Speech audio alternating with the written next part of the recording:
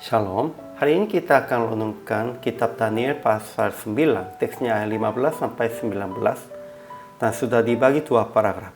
Paragraf yang pertama ayat 15 sampai 16. Daniel yang mengaku dosa Israel memohon belas kasihan kepada Tuhan. Paragraf yang kedua ayat 17 sampai 19. Daniel memohon kepada Tuhan akan dengar, ampuni, perhatikan dan bertindak dengan tidak bertangguh. Kesimpulan, Daniel berdoa kepada Tuhan yang membimbing Israel dari Mesir dan melindungi mereka dengan tangan yang kuatnya, akan berlalu murka dan amarahnya dari Israel dengan belas kasihannya, sebab Israel berlaku fasik. Jadi Daniel memohon kepada Tuhan akan mendengar, mengampuni, memperhatikan tentang Israel, dan akan bertindak dengan tidak bertangguh oleh karena namanya sendiri. Ajaran tentang Allahnya. Pertama, Tuhan telah membawa umatnya keluar dari tanah Mesir dengan tangannya kuat dan memasyurkan namanya. Kedua, Tuhan akan mendengar, mengampuni, memperhatikan tentang Israel, dan Ia akan bertindak dengan tidak bertangguh oleh karena namanya sendiri. Kemudian ajaran tentang manusianya. Pertama, Israel telah berbuat dosa, telah berlaku fasik, sekalipun Tuhan membawa keluar mereka dari tanah Mesir.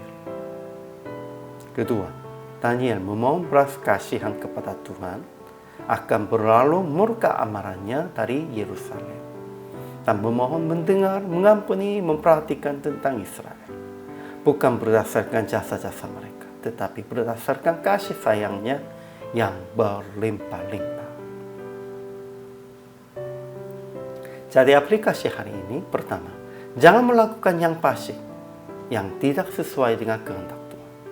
Tetap melakukan dalam kebenaran dan keadilan. Orang percayanya bukan hanya katakan percaya, tidak melakukan yang fasik, tetapi tetap melakukan dalam kebenaran dan keadilan.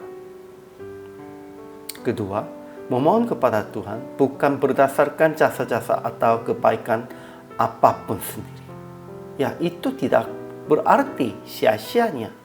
Karena semua kebaikan dari Tuhan lebih dari besar daripada jasa-jasa dan kebaikan dari kita. Tetapi berdoa dan memohon berdasarkan kasih sayangnya berlimpah-limpah. Tuhan mengaruniakan.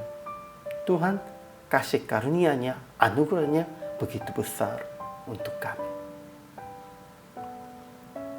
Jadi praktik hari ini, jangan melakukan dalam kefasikan, tetap melakukan hanya dalam kebenaran dan keadilan Tuhan. Namun, memohon kepada Tuhan hanya berdasarkan kasih sayangnya berlimpah-limpah, dan memberitakan kasih Yesus yang berlimpah-limpah kepada mereka yang belum mengenal Yesus. Inilah kewajiban kita, inilah tanggung jawab hamba Tuhan. Hari ini juga selama melayani, Tuhan Yesus memberkati.